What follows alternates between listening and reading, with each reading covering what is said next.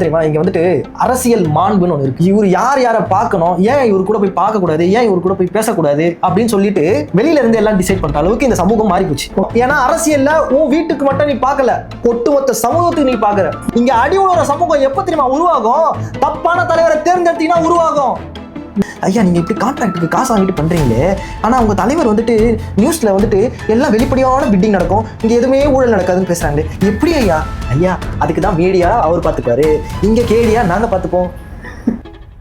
வணக்கம் மக்களே, நானும் உங்கள் உதயா. நான் உங்கள் நரேன். இது உங்கள் குரு சிஷ்யா காணொலி. அதாவது இன்னைக்கு வீடியோ கொஞ்சம் டிலே பண்ணி போகிறது ரீசன் என்னன்னா, சீமானோட உரை இன்னைக்கு, அதாவது ஒரு காலேஜில் ஒரு ஸ்பீச் கொடுத்துருந்தாரு இன்னைக்கு. ஆமாம், அந்த ஸ்பீச்சோட மெயின் ரீசன் என்னன்னா, நம்ம காமராஜர் பிறந்தநாள் போச்சுல, அதை முன்னிட்டு காலேஜில் இன்னைக்கு அவரை ஒரு விருந்தினராக வர வச்சு மாணவர்களிடையே ஒரு விழிப்புணர்வு. ஆக்சுவலி அவர் எங்க போனாலும் ஒரு விஷயத்த மட்டும் பேசிட்டு வருவார். அதாவது அரசியல எல்லா மாணவர்களும் கத்துக்கணும். ஏன்னா நம்ம பிறப்பு சான்றிதழ்ல இருந்து இறப்பு சான்றிதழ் வரைக்கும் அரசியல் தான் தீர்மானிக்குது எல்லாமே. அவர் எங்க போனாலும் பேசுற ஒரு வாக்கியம். அதுக்கு முன்னாடி நம்ம விஜய் அண்ணா வந்துட்டு கேபினெட் மீட்டிங் நடத்தினாங்க தெரியுமா, முன்னாடி நாள். ஓகே, இப்ப சீமானனை பத்தி பேசிட்டு விஜய் அண்ணன் பத்தி பேசி அரசியல் நம்ம கத்துக்கணும்னு சொன்னாங்க. ஆனா இங்க கேபினெட் மீட்டிங் எதுக்கு நடத்தினாங்க தெரியுமா? எதுக்கு? சுத்தி எல்லா இடத்துலயும் ஊழல், கஞ்சா, நிறைய தவறுகள். அதாவது மினிஸ்டர்ஸ் மத்தியில தவறு யாராவது செஞ்சாங்கன்னா ஆக்ஷன் எடுப்போம். ஓகே, இப்போ அந்த இடத்துல என்னன்னா, மக்கள் வந்துட்டு நீங்க சரியான தலைவர்களை தேர்ந்தெடுக்கணும், அதுக்கு அரசியலை கத்துக்கணும். இல்லனா இப்ப பாருங்க, ஆட்சியில இருக்கிறவங்களே குழப்பத்துல இருக்கிறாங்க, யாரு நல்லவங்க யாரு கெட்டவங்க தெரியாம. ஓகே, அது நம்ம சமூகம் வந்துட்டு மிஸ் பண்ணிடுச்சு. இதுக்கு முன்னாடி இருந்தவங்க, அதாவது காமராஜர் ஐயாவை புகழ்ந்து பேசும்போது ஒரு விஷயத்த சொன்னாரு, அது ரொம்ப என்ன யோசிக்க வச்சது. துணைவி அவர் கட்டல, பல அணைகளை அவர் கட்டினார்.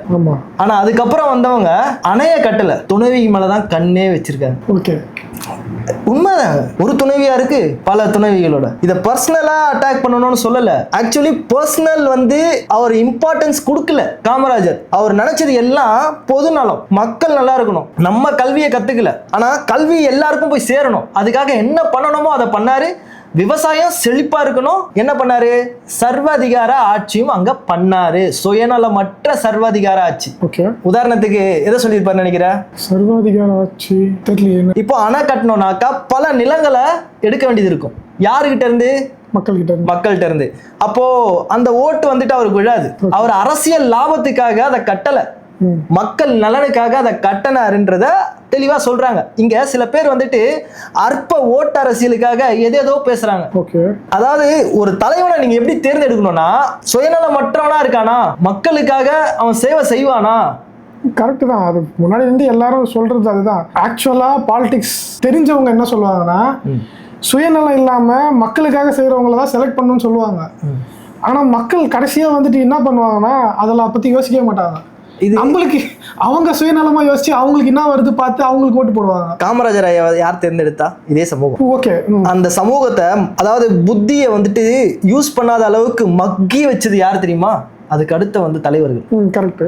அப்போ நம்ம சமூகம் இப்படி இருந்திருக்குன்றத கொஞ்சம் நம்ம சிந்திக்க ஆரம்பிச்சிட்டோம்னா, இதுக்கு முன்னாடி இருந்த காமராஜர் ஐயா இந்த மாதிரி அணைய கட்டினாரு, இப்போ அதுக்கப்புறம் வந்த திமுகவும் அதிமுகவும் எத்தனை அணைய கட்டினாங்க அப்படின்னு ஒரு கேள்வி வந்தாலே, ஓ நம்ம எங்கேயோ ஒரு தப்பு பண்ணிருக்கோம்டா, தலைவர்களை சரியா தேர்ந்தெடுக்கலடா அப்படின்னு திரும்பி பார்க்க தோணும். உதாரணத்துக்கு உலக வங்கியில கடன் வாங்கினா என்ன நடக்கும்ன்றத பொலிவியா நாட்டுல, அதாவது அந்த ஊர் காசுக்கு 250 கோடி சம்திங் வந்துட்டு கடன் வாங்கியிருக்கு பொலிவியா கண்ட்ரி. அப்போ உலக வங்கி என்ன சொல்றானாக்கா, இப்போ சூயஸ்ன்ற நிறுவனம், அப்போ அதுக்கு முன்னாடி பத்தல் ஏதோ ஒரு நிறுவனம் பேர் வச்சுக்கிட்டு பொலிவியா நாட்டில் போயிட்டு அவங்க இழுத்து வாங்குறாங்க. உங்ககிட்ட இருக்க ஆறு இருக்குல்ல, நாங்க காசு தரோம், அந்த ஆறை மட்டும் எங்களுக்கு கொடுத்துருங்க.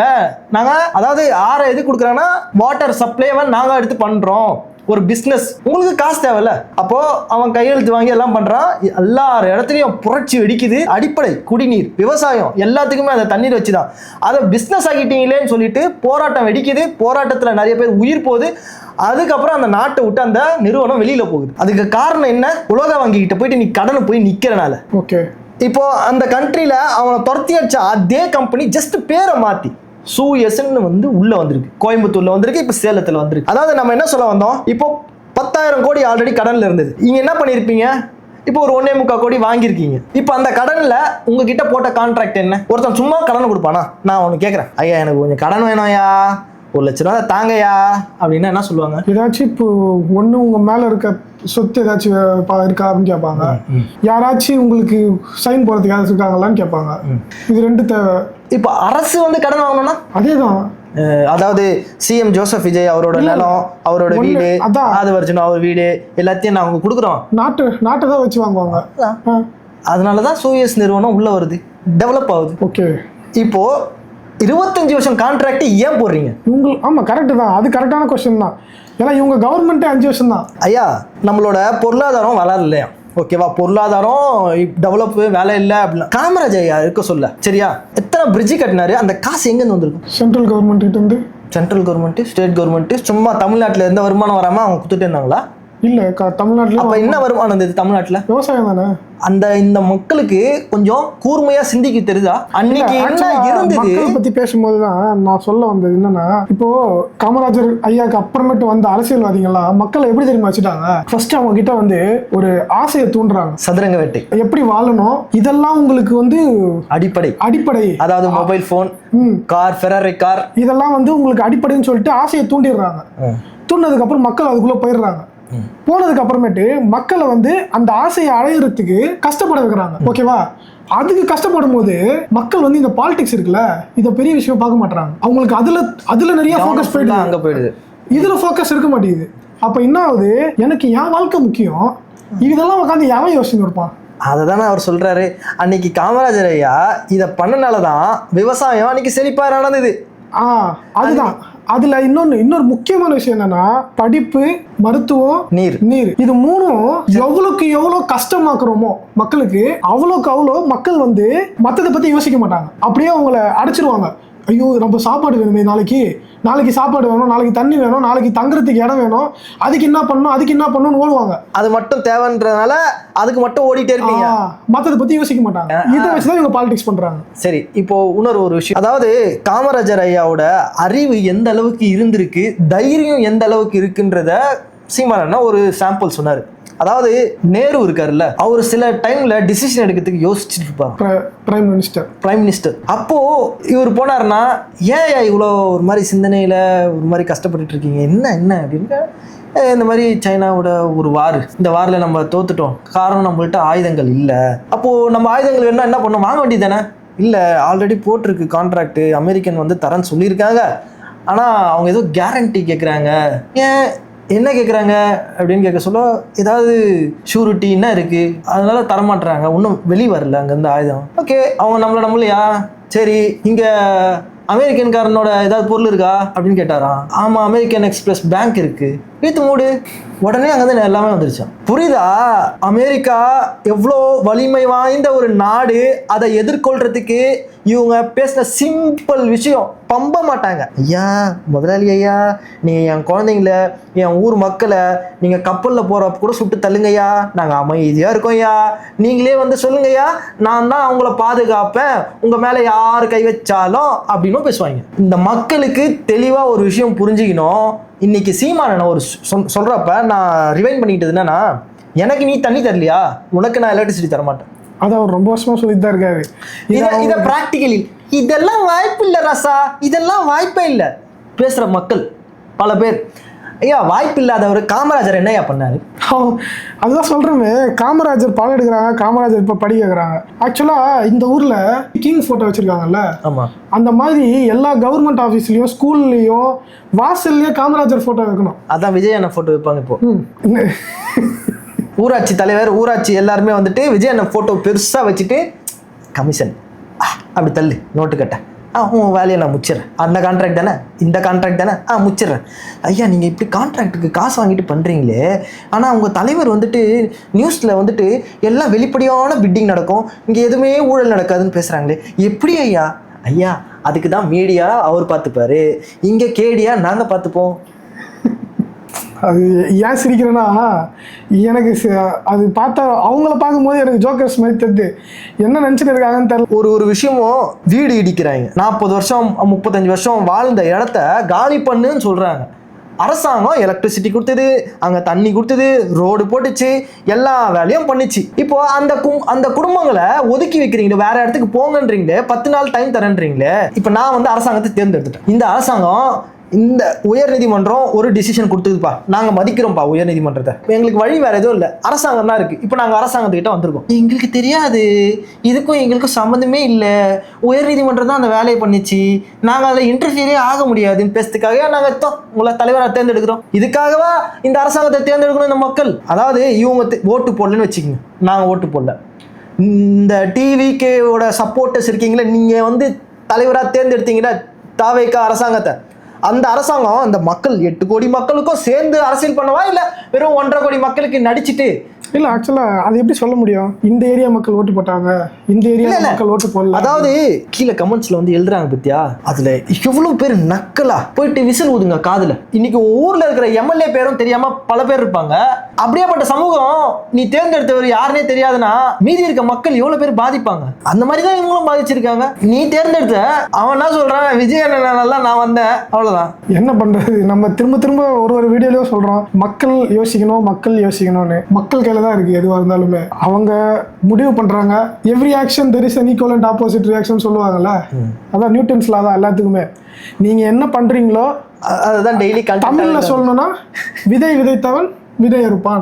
அது எப்படின்னே தெரியல. இந்த சிப்காட் வந்தாதான் மக்களுக்கு வேலை கிடைக்கும், மக்கள் செழிப்பா இருப்பாங்க அப்படின்றாங்க. இயற்கையே வந்து நாஸ்தி பண்ற ஒரு தொழிற்சாலை வருதுன்னா அங்க இருந்து எப்படி உங்க பூமியை நீங்க காப்பாத்துவீங்க? உங்க நிலத்தை எப்படி காப்பாத்துவீங்க? உங்க நிலத்தடி தண்ணீரை எப்படி காப்பாத்துவீங்க? அந்த காட்டை எப்படி காப்பாத்துவீங்க?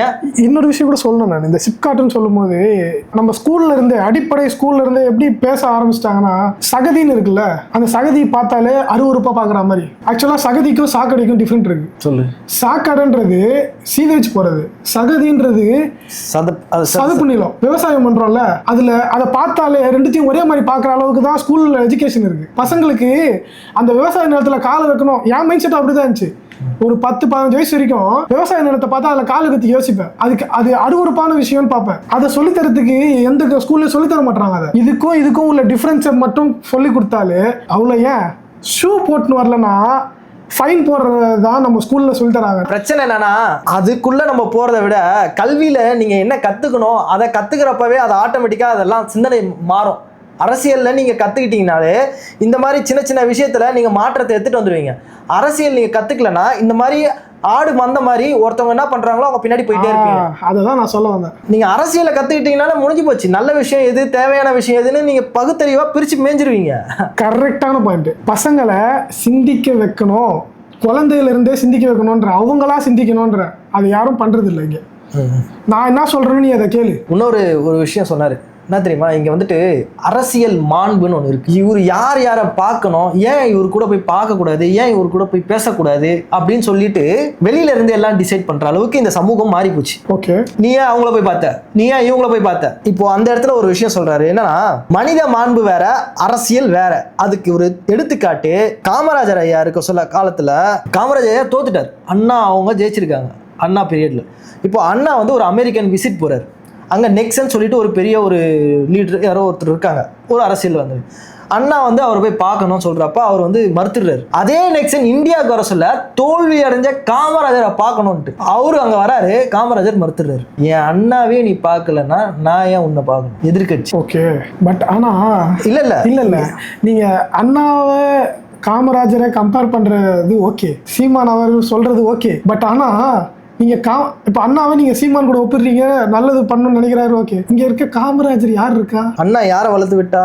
யார்? கலைஞரை சொல்லுவீங்களா? இப்போ அவங்களுக்கு அப்புறம் கருணாநிதி யார் வளர்த்தா? அதே அண்ணா தானே. நான் ஒரு விஷத்தை உருவாக்கி விட்டு போனா அந்த விஷத்துக்கு உருவாக்கி விட்டவங்க மேல கோவம் வரணுமா, இல்ல நம்ம ஊர் ஆள்னா ஒரு சைடில் மாண்பா பார்த்து தான் ஆகணும்னு மதிக்கணுமா? இல்லை, இந்த திங்கிங் எனக்கு எப்படின்னு தெரியல. எனக்கு இதுக்கு பதில் சொல்லவே தெரியல. எது சொல்றது கரெக்டாகவும் இருக்கலாம், ராங்காகவும் இருக்கலாம். இதுக்கு மக்கள் என்ன சொல்றாங்கன்னு கமெண்ட்ல தான் பார்க்கணும். நீ எதிர்க்கிற அரசியல்வாதி வீடு எங்க இருக்கு? நம்ம நாட்டில் தான் இருக்கு. நம்ம நாட்டில் இருக்கு. அவங்க பின்னாடி ஒரு கூட்டம் இருக்கு தெரியுமா? அந்த கூட்டம் எங்க இருக்கு? நம்ம நாட்டில் தான் இருக்கு. நீ அவங்கள திருத்தணுமா இல்லை அழிக்கணுமா? திருத்தணும்னா மனித மாண்பு தேவையா தேவையில்லையா? தேவை. அப்போ அதை செய்யும் போது எதுக்கு எதிர்க்கிறீங்க? அதுதான் சொல்றேன். நான் என்ன சொல்ல வரேன்னா, அவங்க ஃபாலோ பண்றாங்கல்ல, அவங்கெல்லாம் மனுஷங்க தான். அந்த ஃபாலோ பண்ற தலைமை இருக்குல்ல, அவங்க நான் மனுஷங்களா பார்க்கலன்ற. ஏன்னா மனுஷங்கன்னா உன் மேல எனக்கு கோபம் இருக்குன்னா கூட நீ ஏதாச்சும் கஷ்டப்பட போற அப்படின்னா நான் வந்து ஹெல்ப் பண்ணுவேன். ஆனா அந்த கஷ்டத்தையே நானே கொடுத்துட்டு நான் உனக்கு ஹெல்ப் பண்ற மாதிரி நடிச்சேன்னா உனக்கு தெரியல, இன்னொருத்தவங்களுக்கு தெரியுதுன்னா அதை சொல்லதானே செய்வாங்க. இது அங்க மட்டும் நடக்கல. நீங்க சொல்ற மாதிரி எல்லா மக்களையும் அவங்க பண்ணல. இவங்க பண்ணது யாரை பண்ணாங்கன்னா, இவங்களுக்குன்னு ஒரு ஓட்டு பெர்சன்டேஜ் மட்டும் இவங்க தனியா அரசியல் பலத்தை வச்சுக்கிட்டு அவங்கள மட்டும் இவங்க சேஃப்டியா பார்த்துட்டு இருந்தாங்க. அதனாலதான் இன்னைக்கும் அந்த 30% ஓட்டு விழுது. இவங்க 100 பேரை பார்க்கல, அந்த 30 பேரை பார்த்தாங்க. அந்த 30 பேர்கிட்ட நீங்க போயிட்டு இவரை தப்பா பேசுனீங்கன்னா அவங்களுக்கு கோபம் வரும். இருக்கு அந்த சமூகம். இப்ப என்ன நான் சொல்ல வரேன்னா, அந்த 30 பேருக்கு விழிப்புணர்வு எப்படி எடுத்துட்டு போவ? அவரை பகைச்சிட்டு எடுத்துட்டு போவியா, இல்ல அரசியல் மாண்பு இந்த மாதிரி ஒரு கலைஞர் இருக்காங்கப்பா, இந்த மாதிரி ஒரு தலைவர் இருக்காங்கப்பா, வெளியில வந்து பேசுறப்ப எல்லாருக்கும் மரியாதை தரான், அரசியல் வர சொல்ல வேற கோர்ட்ல போய் எதிர்மறையா நிக்கிறான் வந்து. இதே திராவிடத்துல இருக்க அதே மக்கள் இன்னைக்கு யோசிப்பாங்க. இப்போ சீமான் வந்துட்டு உதயநிதியை பார்த்தாலும் சரி, இல்ல ஸ்டாலினை பார்த்தாலும் சரி, ஒரு நட்புறவுல இருக்காங்க. ஆனா அவர் கொண்ட கொள்கை இருக்குல்ல, அது உண்மைடா, அது உண்மை தானே. காமராஜர் எப்படி இருந்தாரு, இப்போ இவர் என்ன பேசுறாரு, இவர் யாரப்ப ஃபாலோ பண்றாரு? இல்ல இந்த மாதிரி பேசுறது ஓகே, இந்த மாதிரி பேசினா பரவாயில்லையே, ஆனா மேக்சிமம் வர்றது வேற மாதிரி எல்லாம் வருது. இல்ல அதனாலதான் இந்த விழிப்புணர்வு இல்லைன்ற. யாரு பேசுறா? விழிப்புணர்வு இல்லாம ஏதோ ஒரு சுய லாபத்துக்காக ஏதோ ஒரு இவரை பேசினா தப்பா பேசினா வியூஸ் வரும்ன்றதுக்காக பேசுறாங்க. ஆனா உண்மையிலேயே அறிவார்ந்த சமூகம் எங்கிருந்து வெளியே வரும்னா, ஏன்டா அவரை திட்டுறாங்க அப்படி சிந்திக்க ஆரம்பிச்சிட்டாங்கன்னா அங்க ஒரு கொஸ்டின்ஸ் அவங்களுக்குள்ள வரும். ஆனா மேக்சிமம் நம்ம பேர்ல ஒரு தப்பான விஷயம் வருது அப்படின்றப்போ அவாய்ட் பண்ணிக்கதான் எல்லாருமே யோசிப்பாங்க. இது ஏன்னா எனக்கு அந்த அளவுக்கு எக்ஸ்பீரியன்ஸ் இல்லை. நான் யோசிச்சதை நான் சொன்னேன். இது எப்படின்னு எனக்கு தெரியல. விஜய் அண்ணா பின்னாடி ஒரு 30% இருக்குப்பா, திராவிடத்துக்கு பின்னாடி ஒரு 30% இருக்குப்பா, அதிமுக பின்னாடி ஒரு 22% இருக்குப்பா, மீதி இருக்க 10ல ஒரு 4-5%, அதாவது சீமான் அண்ணா பின்னாடி இருக்கு 4% வச்சுக்க. இப்போ இந்த 30-20 ஒதுக்கி விட்டுட்டு நான் அரசியல் பண்ண முடியுமா? அவங்கள ஒதுக்கவே சொல்லு. இங்க அந்த சமூகம் யார் பின்னாடி இருக்கு? ஆனா இப்ப நீங்க கேட்ட கொஸ்டினுக்கு நீங்க பண்ற அரசியலுக்கும் சம்பந்தமே இல்லையே. நான் அந்த மக்களுக்கு நல்லது நினைக்கிறேன். ஓகே, இப்போ நான் நல்லது பண்றதுக்காக நான் என்னோட ஸ்டாண்ட்ல அரசியல் விஷயத்துல நான் இப்படிதான் பேசுவேன். ஐயா நான் உன்னை மதிக்கிறேன், உன்னை கொஞ்சம் தெளிவா தெரிஞ்சிக்க, இதுதான் அரசியல். அவங்க பண்றது அரசியல் இல்ல, ஆனா நான் உன்னை மதிக்கிறேன். யார? மக்களை. மக்களை மதிக்கிறீங்க. ஓகே, நீங்க மக்கள்கிட்ட இருந்து ஒருத்தர் பிரிச்சு பார்க்க முடியாது, எல்லாரும் மக்கள் தாங்க. இன்னைக்கு திராவிடம் தோத்தாலும் சரி, அதிமுக தோத்தாலும் சரி, இல்ல அதிமுக ஜெயிச்சாலும் சரி, அந்த ஆப்போசிட்ல இருக்க பார்ட்டி மக்கள் தான். அவங்களும் மனிதன்னா அவங்களுக்கு பின்னாடி வர கூட்டமும் மக்கள் தான். ஆக்சுவலா நாட்டு மக்கள் இருக்காங்கல்ல, வெளியே நார்மலா வேலை செஞ்சுக்கிட்டு அவங்க வாழ்க்கையை நடத்திட்டு இருக்காங்கல்ல, அவங்களையும் ஜெயிலில் தப்பு பண்ணிட்டு இருக்காங்கல்ல, அவங்களையும் ஒரே மாதிரி பார்ப்பீங்களா? அவங்களுக்கு திருந்ததுக்காக தான் ஜெயிலு. கொண்டுட்டு ஜெயிலுக்கு போனவன், ஸ்மக்லிங் பண்ணிட்டு ஜெயிலுக்கு போனவன், இவங்களையும் நார்மல் லைஃப் நடத்திக்கிட்டு யாருக்கிட்டையும் யாரையும் தப்பா பார்க்காம தப்பு பண்ணாம வாழ்றவங்களையும் ஒரே மாதிரி பார்ப்பீங்களான்னு கேட்குறேன். நான் வந்து இந்த சமூகம் அறிவார்ந்த சமூகமோ சிறந்த சமூகத்துல நான் இல்லை. என் சமூகம் மொத்தமாவே ஒரு சினிமா மோகம், அதாவது இந்த மாதிரி ஏதோ ஒரு விஷயத்துக்கு பின்னாடி போயிடுச்சு. ஒட்டுமொத்த சமூகமும் அப்படிதான் இருக்கு. அதுல சொற்பமா இருக்கிறது தான் இந்த மாதிரி சிந்திக்கிறவங்க. அவங்களை மாத்தணும்னா நான் எப்படி மாற்றுவேன்? அவங்க கூட இருந்து மாற்றணுமா, இல்லை நான் தனியாக போகணுமா? நான் எதுக்கு இதை எக்ஸாம்பிள் செத்து வச்சேன்னா, நான் யோசிக்கிறது அப்படி யோசிக்கிறேன்றேன். ஓகேவா? நீங்கள் யோசிக்கிறது உங்கள் அரசியல் அப்படி இருக்கலாம், நீங்கள் அப்படி பண்ணுறீங்கன்னா பண்ணுங்கள். பட் ஆனால் என்னை பொறுத்த வரைக்கும் நான் ஒரு இல்லை என் லைஃப்பில் நான் ஃபாலோ பண்ணுற ஒரு விஷயம், துஷ்டனை கண்டா தூர விலகு அப்படின்ற ஒரு சென்டென்ஸ் வந்து எனக்கு எப்பவுமே இருக்கும். நான் எப்பவுமே ஒரு தூரமாக தான் இருப்பேன். நான் அது பழமொழி. இது என் வீடு, தமிழ்நாடு என் வீடு. இப்போ என் வீட்டுக்குள்ள 5 பேர் நம்ம அண்ணன் தம்பி இருப்போம். அண்ணன் தம்பி தான், ஒருத்தருக்கு ஒரு கருத்து இருக்கும். ஓகே, சரியா? அப்போ நீ வேற கருத்துல இருக்க, நான் வேற கருத்துல இருக்கேன். நீ தப்பு பண்ற, நீ உன்னை விட்டு நான் விலகி போறேன். ஒருத்தன் வந்து விலகி போறவன் ஒரு கேரக்டர் இருக்கும், இன்னொருத்தன் வந்து எப்படியாவது அவங்கள சேர்த்து புரிய வைக்கணுன்ற ஒரு கேரக்டர் இருக்கும், இன்னொருத்தர் திருடரா இருப்பாங்க. இப்போ அவங்க அம்மாவோட ஆசை என்ன தெரியுமா இருக்கும்? அவங்க அம்மா அப்பா ஆசை. அதுல எந்த மகன் இது எல்லாத்தையும் ஒன்னா வச்சுக்கிட்டு அவங்கள சந்தோஷமா எடுத்துட்டு போகணும்னு நினைக்கிறானோ அதுதான் அந்த பெத்தவங்க நினைப்பாங்க. ஓகே, என்ன வளர்த்த, அதாவது சீமான நினைக்கிறது நீங்க என்ன ஆண்ட இல்ல. நீங்க எப்பவுமே நாட்டை குடும்பத்தோட கம்பேர் பண்றீங்க, அம்மாவோட கம்பேர் பண்றீங்க. நீங்க கம்பேர் பண்ணுங்க, ஓகேவா? ஆனா என்னை பொறுத்த வரைக்கும், என் மைண்டை பொறுத்த வரைக்கும் அந்த மாதிரி கம்பேரிசன் வாய்ப்பே இல்லை. அப்படி கம்பேர் பண்ணவும் முடியாது. குடும்பத்தோட நாட்டை வச்சு கம்பேர் பண்றது ரொம்ப ரொம்ப கரெக்டுன்னு நான் பார்க்க மாட்டேன். இதை நான் ஏன் சொல்கிறேன் அப்படின்னா, விடுதலை படம் ஒன்று, விடுதலை படத்தில் சூப்பராக ஒரு டைலாக் சொல்லியிருப்பாரு இவர் விஜய் சேதுபதி. போலீஸ் கிட்ட ஒரு கேட்பாரு, இப்போ 5 பேர் ஒரு இடத்துல வேலை செஞ்சுட்டு இருக்காங்க, ஒருத்தன் ஒரு இடத்துல வேலை செஞ்சுட்டு இருக்கான். வண்டி ஒன்று வருது, பிரேக் ஃபெயிலியர் ஆயிடுச்சு, போனால் 2 வழியில் ஏதாவது ஒரு வழி தான் போக முடியும். எந்த வழியில் போகணும்னு நினைப்பீங்க? ஒருத்தன் வேலை சில இடத்துல போய் அடிச்சு போட்டு போயிடலாம்னு நினைப்பாங்க. அவங்க நினைக்கிறது அது டிரைவரோட. அங்கே 5 பேர் இருக்கிறாங்கல்ல, இவங்க ஒருத்தன் தானே. அப்போ ஒரு கேள்வி கேட்பாரு, அந்த ஒருத்தவங்க உங்க அம்மாவா இருந்தா? வேற வழி இல்லை, விட்டு குத்து தான் போகணும். இல்ல, அந்த ஒருத்தவங்க உங்க அம்மாவா இருந்தா விட்டு குத்து தான் போகணும். யாரு? நான் தான் நினைப்பேன். நீங்க நினைப்பீங்க, மேக்சிமம் மக்கள் தான் நினைப்பாங்க. அரசியல்ல வரவன் அப்படி சிந்திக்க முடியாது, இப்படிதான் சிந்திக்கணும். ஏன்னா அரசியல்ல உன் வீட்டுக்கு மட்டும் நீ பார்க்கல, ஒட்டுமொத்த சமூகத்துக்கு நீ பாக்குற. எந்த அரசியல்வாதி எப்படி இருக்காங்க ஐயா? அதுதான் புரிய வைக்கிறாரு. இது மொத்த சமூகத்துக்கான அரசியல், இங்க அப்படி வர முடியாது. நீங்க நினைக்கிறது தான் இதுக்கு முன்னாடி நடந்தது. அதை மாத்தணும்னா ஒட்டுமொத்த சமூகத்துக்கான அரசியலை புரிஞ்சுக்கிட்டீங்கன்னா அப்போ ஒரு தலைவரை நீங்க தேர்ந்தெடுத்துப்பீங்க. இல்ல, நான் கேட்ட கொஸ்டின் கரெக்ட் தான். உள்வாங்குனீங்களா? நீங்க கரெக்டா பேசுனீங்க. அதாவது உங்க வீட்டு ஒருத்தர் அங்க இருக்கிறப்ப நீங்க அந்த 5 பேர் பாப்பீங்களா இல்ல இந்த ஒருத்தரை பாப்பீங்களான்றப்ப எனக்கு உயிர் முக்கியம், உறவு அப்புறம். ஆனா அதுவும் உயிர் தான். அதுதான். இப்ப 5 பேரை விட்டுட்டு எங்க அம்மாவை நான் காப்பாத்தி என்ன பண்ண போறேன் இந்த சமூகத்துக்கு? ஓகே, 5 பேர் இருக்காங்க, அந்த 5 பேரோட குடும்பம் இருக்கு. இங்க ஒருத்தர் சாக்ரிஃபைஸ் பண்ணலாம், 5 பேர் குடும்பத்தை அழிக்க முடியாது. நானு இப்ப நீங்க யோசிச்சது அது பிராக்டிக்கல் கிடையாது. ஐயா, நீங்க கேட்ட கேள்விக்கு கமெண்ட்ல பதில் வரும், நீங்களே புரிஞ்சுக்கோங்க. இதை யாருமே நம்ப மாட்டாங்க. அரசியல்ல வரவங்க இப்படி இருக்கிறவங்க தான் யாருமே நம்ப மாட்டாங்க. அது நம்புறாங்க, நம்பலன்ற ஒரு சமூகம் இதுவரை. அதாவது காமராஜர் ஐயா கிட்ட நீங்க கேட்டிருந்தா அவர் இதை தான் சொல்லியிருப்பாரு. அவர்கிட்ட நீங்க போயிட்டு இது மாதிரிலாம் யாரும் இருக்க மாட்டாங்க சார், போங்க சார் அப்படி சொல்லிட்டு போனீங்கன்னா அந்த பேச்சாதோட முடிஞ்சிடும். ஆனா ரியல் கேரக்டர், அவரோட கேரக்டர் அப்படி இருப்பாரு.